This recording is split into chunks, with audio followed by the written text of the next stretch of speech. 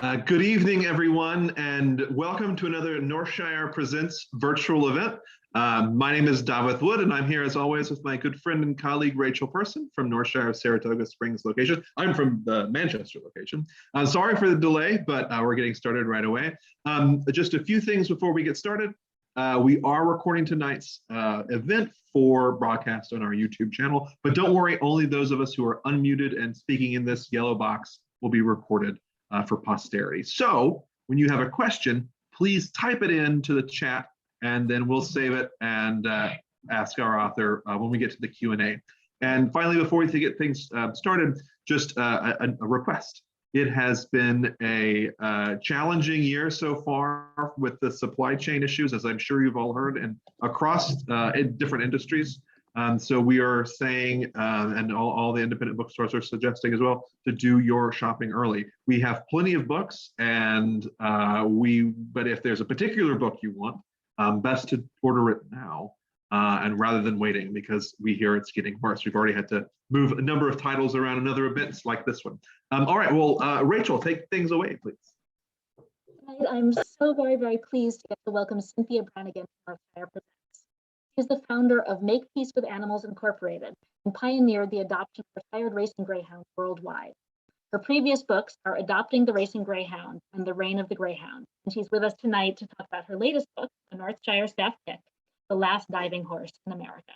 Please join me in welcoming her to Northshire Presents. Thank you. Thanks, Rachel. Let's see.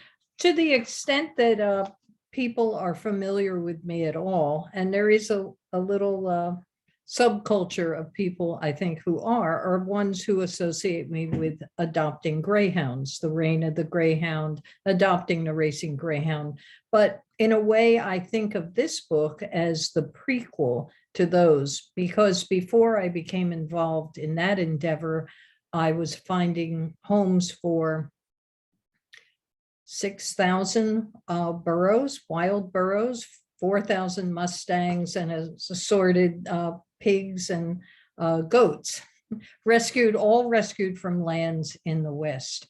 But when I talk about this book, I almost feel like I need to say once upon a time, because it really seems like something that it seems odd to me, even now when I think about it, did this really happen?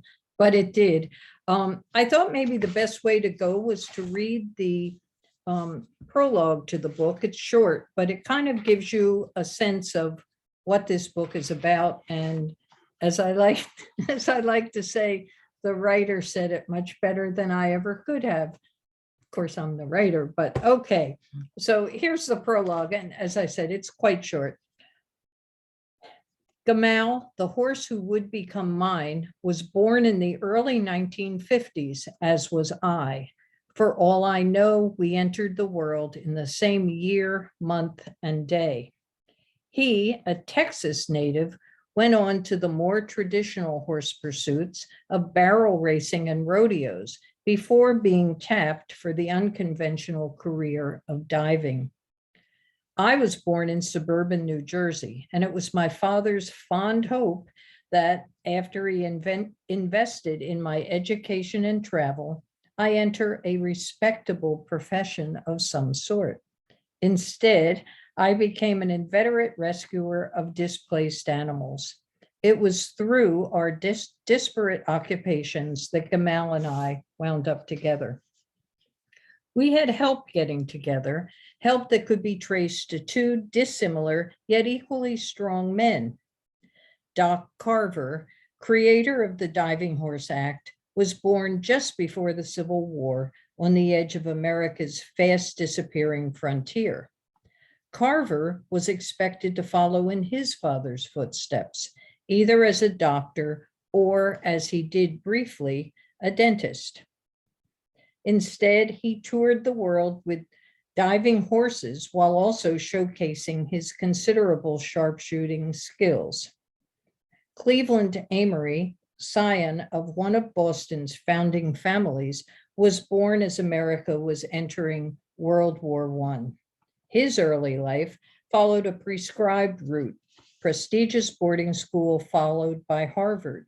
But although he became a renowned writer, he devoted the last quarter of his life to advocating for animals. There was a time when horses flying through the air could have been said to reflect the promise of America, the notion that anything, even the impossible, was possible. But as the decades wore on, people began to see the Diving Horse Act as little more than animal cruelty. Eventually, diving horses became no more than a vacationer's distant memory. That might have been the end of it, but there was one more chapter to be written in the diving horse saga, my relationship with the last of those horses. And I notice every time I read that, when I get to the end, get a little catch in my throat, because my connection to that horse is very much alive, as much now as it was then. For those of you unfamiliar with diving horses, and I don't blame you, not even a little, there was an act that appeared on something called the Steel Pier in Atlantic City. At the time, Atlantic City was considered America's playground, America's favorite resort. And there was something called the Steel Pier, which stretched a mile into the Atlantic Ocean. And it contained everything, every act, animal and human, that you could imagine. There were 3 theaters, there were boxing kangaroos, there was Houdini, getting himself out of bondage. There was somebody who sat on a flagpole. I mean, it was everything. So one of the things, and it was at the very end of the Steel Pier, so you really had the feeling you were in another world. A mile out is really distant, was something called the Diving Horses. Now, it didn't start at the Steel Pier. It was devised by the man I referenced called Doc Carver. And he was the world's most foremost sharpshooter. But when his skills started to wane, he decided that he needed another skill or stunt. He didn't dive himself, but he started training horses to dive. He had a number of stories. He was a showman, so he had a number of stories. How did this begin? And what they, one story was that he was crossing a bridge in the middle of a storm. It was a dark and stormy night, and the bridge collapsed, and he and the horse jumped into the river, and both swam to shore. And that gave him the idea, oh, horses can swim and dive. And another story was that he was chased by wild Indians, and they purposely jumped off a bridge into the water. I doubt either story was true, but I wasn't there. But he started training the horses. They had to be horses who liked water. That was the #1 requirement, not just to drink, but to go in and play with, and kind of fearless horses. So they would jump over a log or something a foot high, and then into a little tub of water, and eventually 2 feet, 3 feet, and it became 40 feet into 10 feet of water. And it's hard to imagine anybody getting away with something like that nowadays, but back then it was a huge success. I think it exceeded his idea about how far it was going to go. And at one point he had a troop of horses east of the Mississippi and another west of the Mississippi, and everybody turned out. He wasn't part of a carnival or anything like that. They would come into town and set up with the portable tank and build the ramp, and there they would go. But sometime around 1906, he thought, this is really good, but it could be even better if a so-called bathing beauty was on top of the horse's back. So he recruited a young woman, most likely a woman named Lorena, although she went by many names, to, when the horse would reach the top of the ramp, she'd jump on. its back, and together they would jump into the tank. And Doc Carver was right. Then there was no end to the popularity of the act. Doc died in 1927, and about a year and a half later, the three people who were left managing the show, one was Lorena, the original diver, another was a woman named Sonora, and then there was a man named Al Floyd. Well, they all took the last name Carver. And some of you may have heard of the movie called Wild Hearts Can't Be Broken. It was about maybe 30 years ago. It was a Disney film, but that's what the title was, Wild Hearts Can't Be Broken. And in that story, supposedly a true story, Sonora Carver, married the boss's son, who wasn't really the boss's son. And she loved diving, but at some point she went blind because she opened her eyes just as they hit the water and detached her retinas. And that part absolutely was true. But there was also Lorena, who didn't join Al and Sonora, and Lorena toured all over Europe and even went as far as Egypt with this act.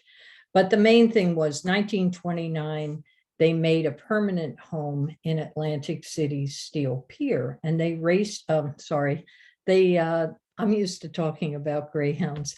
They started the diving act there for from 1929 until the very end, 1978. Those three people were not involved at the very end, but it was the one thing you had to see when you went to Atlantic City.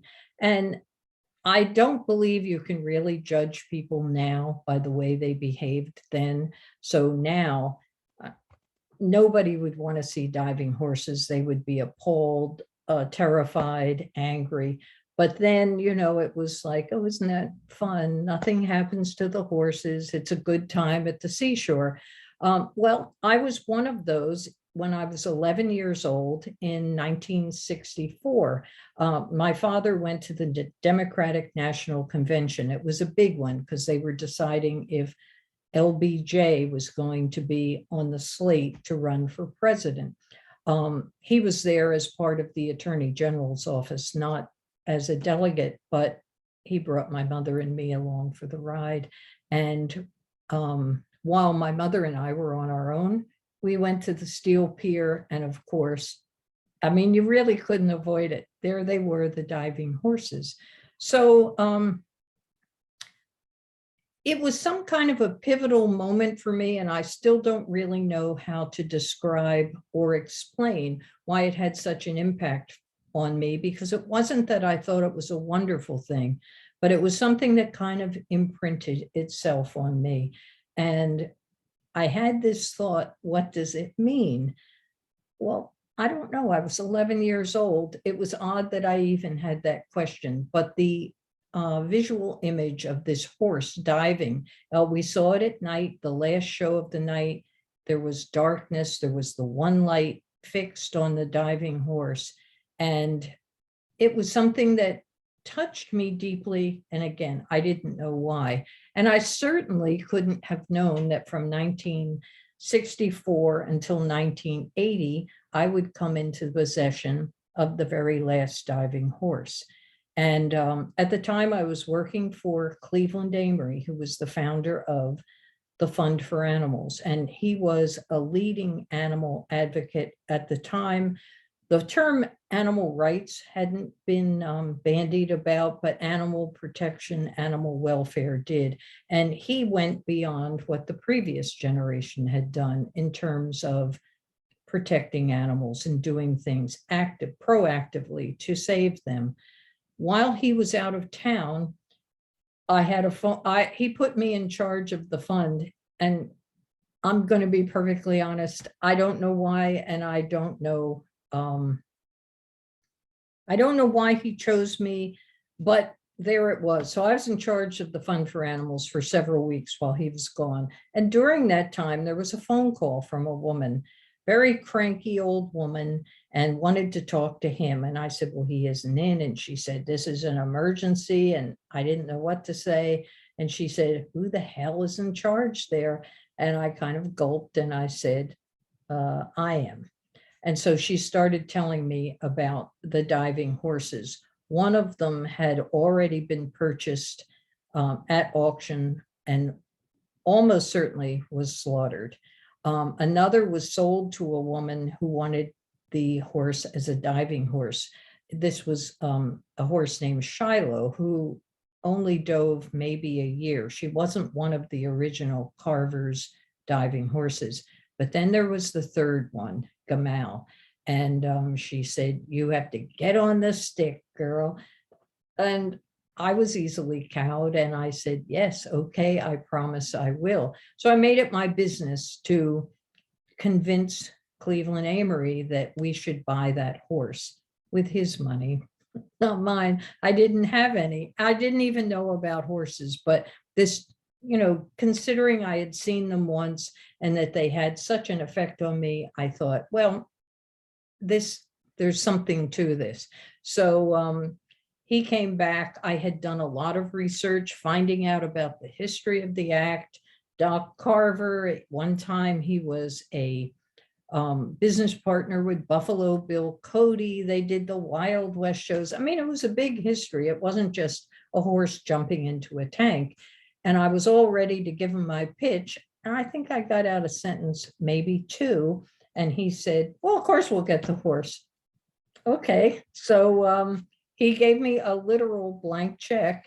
And I went to the auction in New Jersey, rural New Jersey, and won the bid, $2,600. And if it had been any other horse, maybe $500 or $600, and he would have taken that same trip as Powder Face, the one-way trip up to Canada.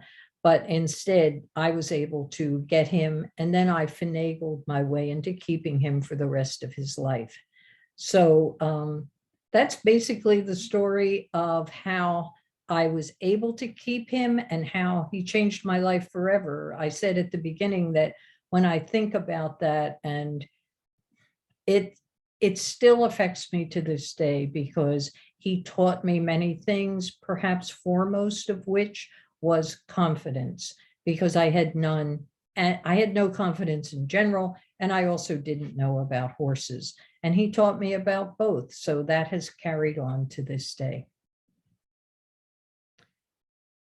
So are there questions that you have, Rachel, or anyone else? Or shall we look at some photos maybe, and I can point out who the various characters are in this? Would that be good? Let's look at the pictures. And then audience, type any questions that you have in the chat and we'll get to them very soon. Okay, maybe we can go back to the beginning. Oh, these are odd pictures. Nothing wrong with them. They're just not what I expected. Okay, this is perfect. Okay, so this is Cleveland Amory. And if you can imagine, there he is with the 10-gallon hat, and he's holding a little burro that had just been airlifted out of the Grand Canyon. The Fund for Animals was able to get them. The Park Service had wanted to shoot the burros. They were feral, left behind by prospectors, and then they multiplied. And the Park Service said, well, they're killing the native wildlife, and they're like, I don't know, rats, cockroaches, something you want to get rid of.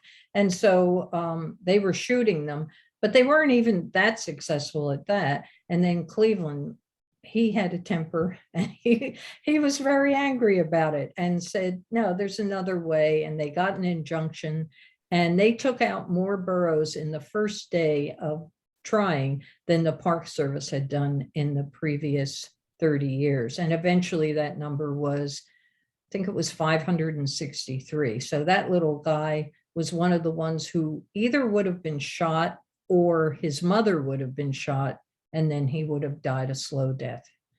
So if we can have the next one. And there's Cleveland again. I took that picture of him in Chincoteague, Virginia, some of you may be familiar with the wild ponies. The fire company in Chincoteague, Virginia, gathers together all of the ponies once a year and they sell off the foals. That's their fundraiser. They don't do spaghetti dinners or whatever pancake breakfasts. Instead, they sell living beings. And again, Cleveland was opposed to that. So we went down there a few times to talk to the fire company. The animals are on something called Assateague Island, which is just off the coast of Virginia, and trying to get the Park Service there to stop it. It's still going on, but not as much. And the animals that they do sell are older, and supposedly they're checking out the references of the people who buy them, because before they were doing things like putting them in the trunk of their car or in the back of their station wagon. And as long as the fire company got the money, everything was good. So it is better now. I'd like to see it abolished completely, but maybe all in the fullness of time. Next picture, please. There he is, Doc Carver. This is an early Doc Carver. Somehow we don't have the photo. There's a lot more photos in the book, by the way, but Doc Carver in his youth, and you can see all the medals on his chest. And he apparently, whenever he went out in public, he dressed like that. His hair was flaming red, and he wanted to attract attention, but he was in fact the world's greatest sharpshooter. Queen Victoria gave him a diamond encrusted brooch. The last emperor of, I think, German emperor, the Prussian emperor, I'm not sure what exactly, but he gave him a big diamond ring, and he was truly the toast of the town. And he was an excellent horseman too, and the one who invented the Diving Horse Act. Next image, please. Okay, there it is. That sailboat there is in the Atlantic Ocean. And if you can see, the horse is diving into a tank, but the lucky people in the boat would time it just right so that they could see the diving horse from the Atlantic. But, it was also a good view from the land. And the bottom, a lot of people have the mistaken impression that they just let go like a trap door, but that what's hanging down was covered with carpet so that the horses wouldn't hurt their legs. Beneath that was a training ramp, and that was about 20 feet high. So that's when they were going from the jumps on land, 1 foot, 3 feet, etc. And when they got to about 20 feet, they would move them into that ramp. So next, please. And another view. I mean, can you imagine it nowadays? And it was an arresting sight, terrifying. But amazingly, only one horse was ever hurt in all of the years that they did that. And that horse died. They tried one time in California to have the horse, not that horse, but a different one. Her name was Duchess, and have them jump off of the pier out there near Santa Monica. And the idea was that she would turn around and swim back to shore, but the waves were coming in and she became disoriented and went out beyond the waves and drowned. So only one in all those years, but that was one too many. Next, please. Oh, I love this photo because I hadn't seen this until I had started doing the research on the book. And the researcher at the Atlantic City Public Library came up with it. And she didn't realize what she gave me was gold to me, because that's my boy, Gamal. And I can tell by the mark on his head, the white star with the little squiggle. and the woman on his back. I mean, it was proof positive that, yes, he really did that for a living. But, he's been dead since 1989. And the idea that I got to see a new side of him was very moving to me and thrilling, really. So next, please. Here we are. This is how popular the diving horses were. This was taken around let's see, I think it says 4 years. Well, maybe not this one, but the most sensational act in the world. Probably was, but you can see the two horses and the men dressed up like, I don't know what, ship's captains. There were two women standing next to the truck.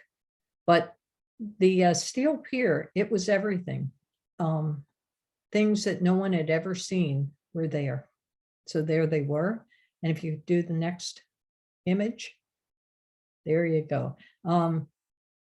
The woman on front is Lorena Carver. I put Carver in quotes. And the one behind her is Sonora Carver. And Sonora is the one who went blind. And in the front, Lorena was legally blind by the time she died. So it was not without trouble, that act. But mercifully, well, nobody died but the one horse. Next, please. Oh, there's Lorena. So, and the horse is named Red Lips, and I think you can see why. But that horse, he was the one that, the names Lorena and Sonora are very close, so it's hard to keep them straight. But he was the horse that Sonora was on when she detached her retinas. Lorena here had the fond hope that someday she would be a Hollywood star. She actually appeared many times on What's My Line?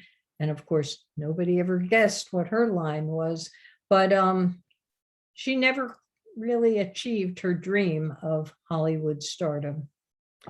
So next, please. Oh God, there I am. That was the day after I bought, I want to say adopted, but bought him at the auction. I knew nothing. I was trying to pretend I did. And he was being very quiet and calm at that moment, which I appreciated it very much. But if you see the little, the star and the squiggle between his eyes on his forehead, that's my boy. Next. And there we are.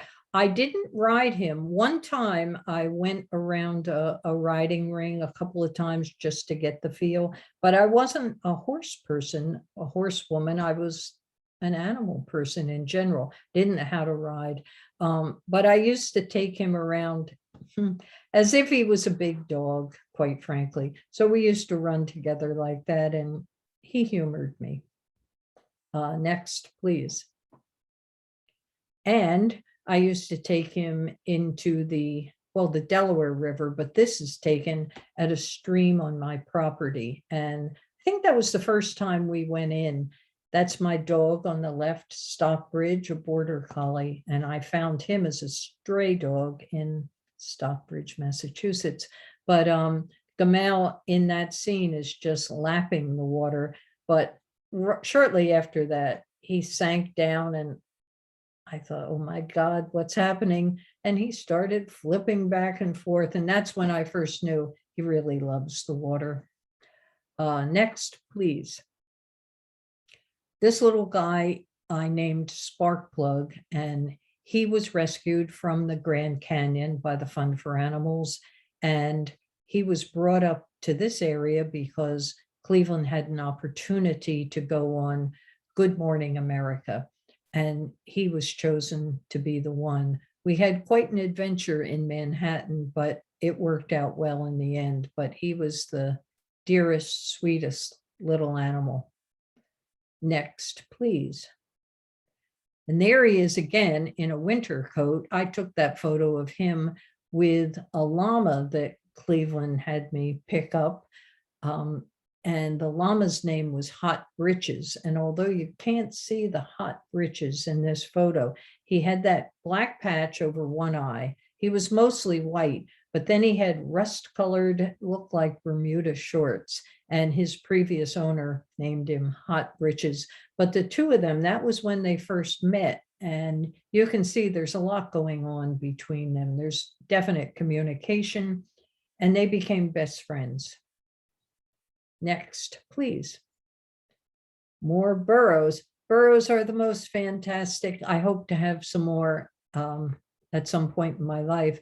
But the one on the left was named Cairo. I named him that because he came the same day that Egyptian President Anwar Sadat was assassinated, and it was all in the news at the time, Cairo this and Cairo that. And I just had the thought, that's a good name for a burro. So I named him Cairo, and he was very old. The vet said north of 30 years. And if you look at his ears, this is the one on the left, they're chewed, and he didn't have a good time down there. His teeth were completely rotted. His hooves weren't in good shape, but he was one of those tough ones, a survivor. And so he was brought up here, and he sort of presented himself to me, came out of the whole crowd of the burros and just stopped in front of me and looked up. So he was mine at that point. And the guy on the right, I named him Wooly Bully. He was young, feisty, a young male, muscular, in terrific condition. Who knows why, but the two of them buddied up and really cared for each other. It was amazing to see because, the old man, the young guy, but there's a lot behind those big ears and big eyes. They're wonderful animals. Next, please. Okay. Well, I didn't know this one was going to be in here, but this is Cleveland sent me down to his ranch, the Fun for Animals Ranch in Texas. It was called the Black Beauty Ranch. And first day I was there, it was 400 acres and me. Oh my God. And there was this little beagle wandered in, and he needed help. He was kind of skinny, so I kept him for the whole time I was there. And then the veterinarian was able to find him a permanent home. But gee, he was a great little dog. Never had a beagle before or since, but based on him, I would recommend them. Next, please. Okay, so this is on the left is Shiloh. That was the female. I was able to get her because the woman who bought her at auction, who wanted her for a riding horse, decided when she heard about the fund buying Gamal, she thought, well, if they have 2,600 for him, I bet they have 2,600 for her. So she called me out of nowhere. I talked to Cleveland. He said yes. And so that was how I was able to hold on to Gamal, because she was only 8 years old. And I said, he's 26 years old.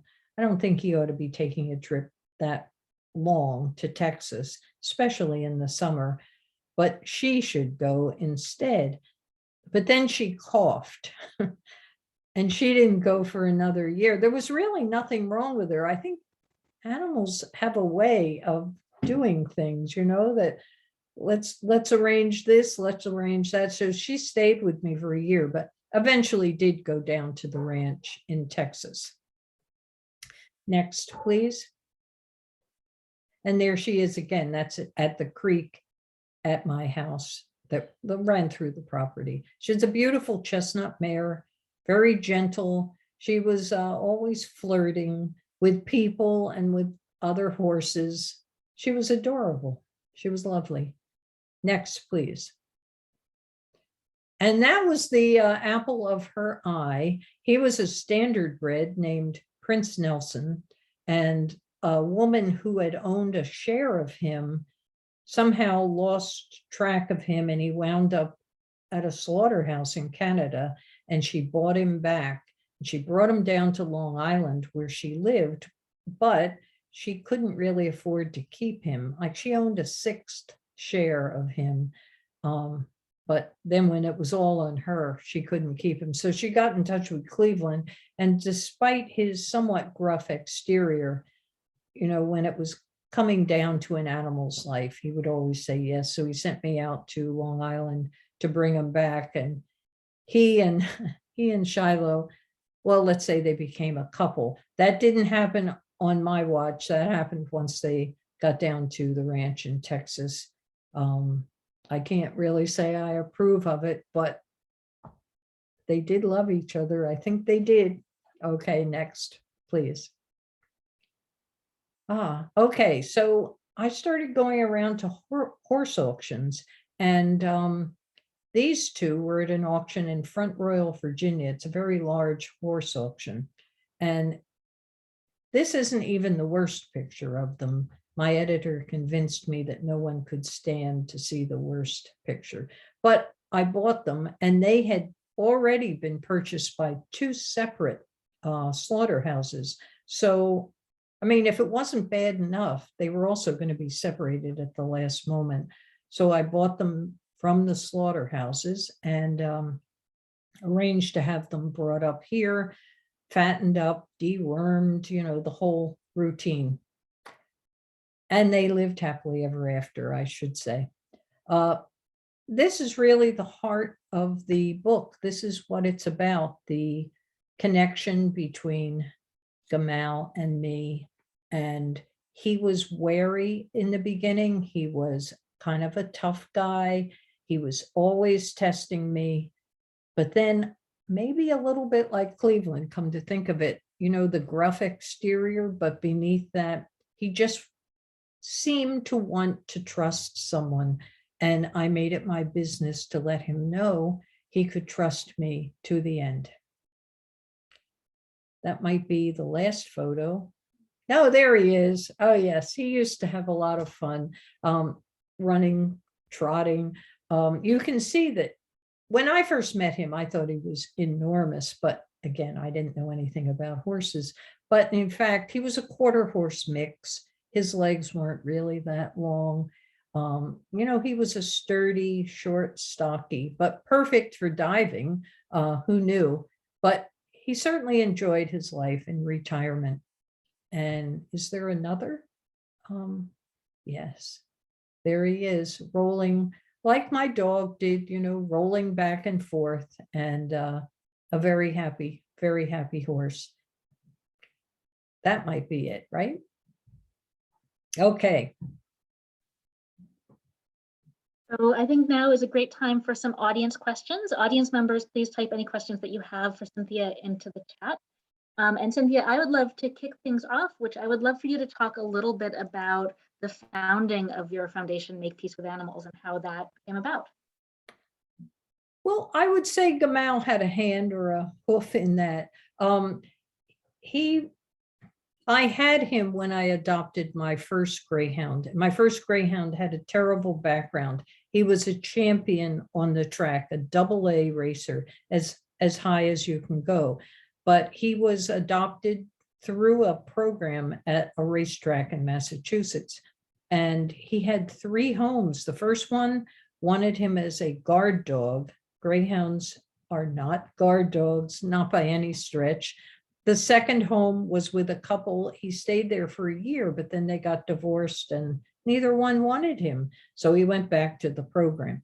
Then the third one, he was adopted by a single man who doted on him and came home for lunch to, run around with him and play with him. But the single man eventually became engaged. And the woman he was engaged to hated dogs. She wasn't neutral. She hated them. And she wouldn't allow a dog in a house that she was living with. So the man kept him in the basement. And it lasted quite a while. And then the dog, who was named King, his racing name was Low Key 2, King stopped eating. And that was kind of it. So the man called the adoption group and said, what am I going to do? My wife, at that point, it was his wife, wouldn't allow him in the house, only in the basement. a windowless basement. And so she said she would check, but she was no longer doing adoptions. And then she ran into me. And my little dog, Stockbridge, the border collie you saw on a previous photo, had just died. I think it had been a week when I ran into her. And I thought, well, geez, we can't let this greyhound die. And again, I knew nothing about greyhounds, but I adopted King. And he was a real sad sack. I was kind of sad myself because Stockbridge had just died. However, he just never really perked up. So I started taking him to the farm with Gamal to visit Gamal, and he got happy. And they used to run back and forth on the fence line together. And King perked up, Gamal was happy. And one thing led to another, and racetracks started calling me saying, can you, I heard you have a greyhound, can you take more? And I mean, I was kind of used to doing adoptions, not greyhounds, but other animals. So I start, a few here, a few there, and I founded Make Peace with Animals in 1988. And so far we've found homes for over 5,500. 5,500 greyhounds. We're an all volunteer group. We don't even have a kennel, but we rely on foster homes for them. So that's how that came about. And it's still going. We just took in 4 dogs from a racetrack in Wheeling, West Virginia. One of the few tracks left in the country. I think there are 3 full-time tracks left. At the time, there were dozens and thousands of greyhounds met a very bad end back then. But now there are more people who want greyhounds than there actually are greyhounds. Thank you so much, Cynthia. There's a question here from our audience member, Mary. She wants to know, how did Cleveland Amory raise money for his fund? Well, he had the gift of gab, for one thing. He was very good at that. And he also had, because he was a writer of some renown, he knew some movie stars, Doris Day and Mary Tyler Moore, Dick Cavett, and they all put out the word. He also was a frequent lecturer around the country, and at the end, he always ended with a pitch, and he was able to do it. He didn't take a salary, by the way. He believed that if you were doing this work, you should do it because you care for it. He did pay me, but believe me, it was minimal, but that's all right. It's okay. What I got out of saving those animals and being around him was worth everything.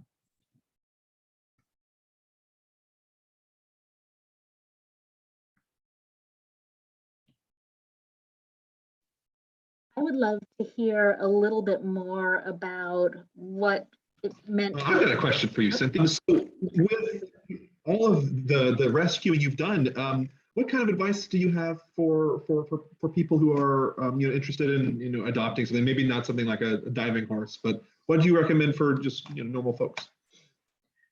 Well, one of the things you have to do is really look at your own situation, whether it's adopting a horse, a burro, a dog, or a cat. You have to think about, are you really equipped to do it? Because there are something called pity adoptions, and I understand it. I mean, there are some heart-wrenching cases, and you might be tempted to take in an animal, but when you think, gee, I'm gone 10 hours a day or more, something like that, or I have insufficient funds, because vet bills can add up very quickly, then you might be better off fostering an animal.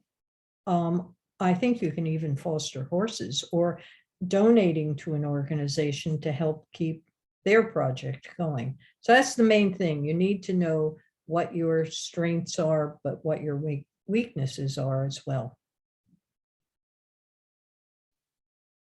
I'd love to know if you have any thoughts on horse racing, as someone who lives in a town with the economy largely centered around racing, and with some ambivalence about it myself. But I wondered if you had any better expert knowledge on that. About horse racing? Well, I think the reason why the anti-racing people in greyhounds came after greyhounds is they were kind of low-hanging fruit. I mean, horse racing, it still has a certain allure, the panache, that kind of thing. Whereas greyhound racing, I mean, it's also known as dog racing. So it's something less than, and I think anti-racing people recognize that, when pick them off. But I would tell the horse racing people that they're coming for you as well. There have been so many accidents recently, so-called accidents. Part of the problem, I think, is that they race the horses before they're the very young horses, before their bones are even fully formed. I remember I was doing a freelance article for a magazine called Equus and attended a press conference at Aqueduct many years ago. And they had a veterinarian there talking about that it was practically criminal, that they were racing these young horses and their bones weren't up to it yet. And then, of course, there's the whole issue of drugs to mask the pain. They don't allow that in greyhound racing, but of course, some people do it anyway, it slips by. But if it's masking pain, why is there pain? There shouldn't be. So I don't know if horse racing can be run in a proper way so that the horse is safe and that people could enjoy seeing them. Honestly, I don't know, but I can't really watch horse races because I just get too nervous. The horses, the long legs. And when a horse is injured, if it breaks its leg, for example, that's pretty much the end of the horse. At least with a dog, there's a chance of saving it. And this is not to say I'm gung-ho for greyhound racing either, but of the two, well, I think the greyhound racing was, and there's nobody on the greyhound's back, they're doing it because they want to do it. They're not whipped they just do it because they're trained to go after that artificial lure. I'm not so sure about the horses, but they also do love to run and they are bred for it. So maybe it can be done better. I would like to think so. Thank you, Cynthia. Well, we've got time for one more question. It's from the audience, from Jean. She says she was so happy to hear that only one horse died, but can you talk a little bit about how they managed to not injure themselves when they were diving from such great heights? I think that's a miracle. Honestly, I do. Because 40 feet into 10 feet of water. I mean, there was a man I interviewed who was involved at one point with the steel pier. And he said that his wife, one time when the show wasn't going on, a day off or something, she said, "Oh, I want to dive in." I mean, nothing could persuade me to jump 40 feet into 10 feet of water, but this is a different kind of person. So she went up and she looked down and she jumped, and she said it was the worst feeling. It was like her chest and stomach hitting concrete. She didn't break any bones, but it was awful. So her conclusion and her husband's was, well, if it hurt her, it probably hurt them too. That's on the one hand, but on the other hand, they kept doing it. And sometimes you could hardly hold them back. When they would let them loose at the bottom of the 40-foot ramp, they would charge up. Sometimes the girl didn't even have time to jump on their back. They would just dive in. So with everything with the diving horses, as far as I can tell, no matter what you hear on this side, you're going to hear on that side. I don't know why more weren't hurt. I mean, they had little nicks and scratches, but nobody ever broke a leg or collapsed larynx, or none of the horses went blind the way the riders did. I don't know, but I don't want them to bring it back. That's very fair. And a good note to end on, I think. Cynthia, thank you so much. It's been a real pleasure hearing from you and learning about your story. Audience, thank you so much for being here. You can order The Last Diving Horse in America at northshire.com if you haven't done so already, or you can pick it up in either Northshire bookstore location. And thank you all so much. Visit us for future Northshire events, and we hope to see you all again real soon. Thank you. Good night.